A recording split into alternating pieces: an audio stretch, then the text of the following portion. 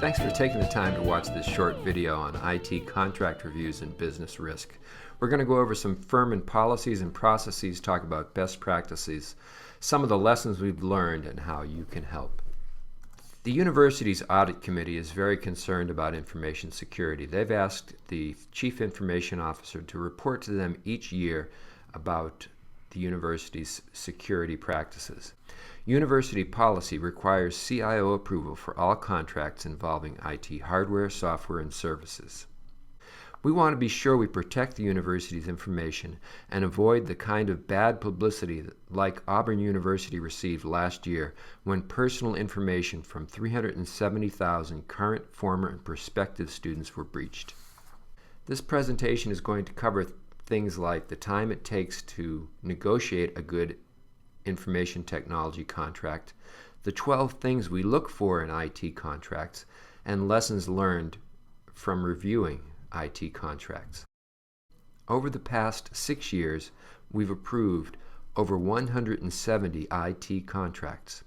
We are able to reach a mutually acceptable agreement on over 90% of our IT contracts, but getting an acceptable agreement can take time to negotiate. Let's take a look at some of the things that we found need to be negotiated in terms of an IT contract. Some of these are typical contract terms, things like the governing law. Most vendors are okay with changing the governing law to South Carolina. And if the vendor doesn't want to change the governing law to South Carolina, we do have compromise language. The university's legal counsel requires all contracts to be in writing. Web links allow a vendor to change terms after a contract is signed, so we really try to avoid them. Another term to be careful about are disclaimers. We want the vendor to stand behind the product or service they are selling. We've had some success getting vendors to modify their disclaimers to better protect the university. And of course, we pay attention to terms about what happens at the end of a contract. We want to be sure, for example, that we get our data back in a format we can use, and there shouldn't be a charge for getting our data back. Privacy and security is something we pay particular attention to. There's quite a lot of laws and compliance requirements.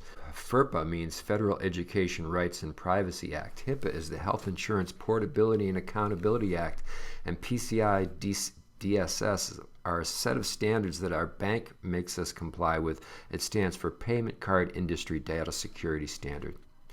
We require that personally identifiable information be encrypted.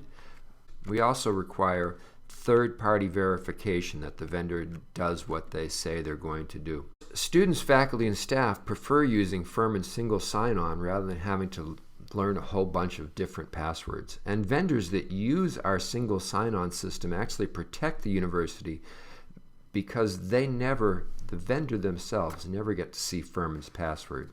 This means that if the vendor's security is breached, our passwords are not compromised. And of course, if the vendor needs access to Furman's network from off-campus, we must agree to how they're going to do that. And we have standard network access terms that we prefer be included within the contract. All contracts should have a statement of work that identifies what each party expects from the contract. We'd like to identify how a solution will make you successful and what measures you'll be able to point to as demonstrating success sometime after you've been using the service. We try to limit annual increases to not more than 3% a year, and we also require service level agreements for any service that we get over the internet. If the service goes down, we'd like the contract to tell at what point and how much they'll provide for a refund. We'd also like the vendor to define the performance level, such as response time, and what happens if they fail to meet defined targets. Now you're probably wondering, what is the puppy doing on the screen? That's a reminder that you shouldn't fall in love with a product before you know the full costs or start contract negotiations. If you can't walk away from a negotiation, you have no bargaining power. So those are the things we look for in a contract. Now some of the things we've learned. There are some vendors out there that understand what higher education is looking for in a contract. They will typically have all the contract terms we're looking for and address most, if not all, of our requirements. Other vendors aren't so easy to deal with. And as we mentioned, students, faculty, and staff prefer not to use a system that requires yet another password. And finally, I want to remind you of the service level agreements. They aren't all equal, and some vendors sometimes present us with a contract that doesn't have a service level agreement. And when we ask, they say, oh yeah, here it is. So please remember to ask for a service level agreement. Well, that's pretty much it. Thank you for taking the time to learn about IT contract reviews and business risk.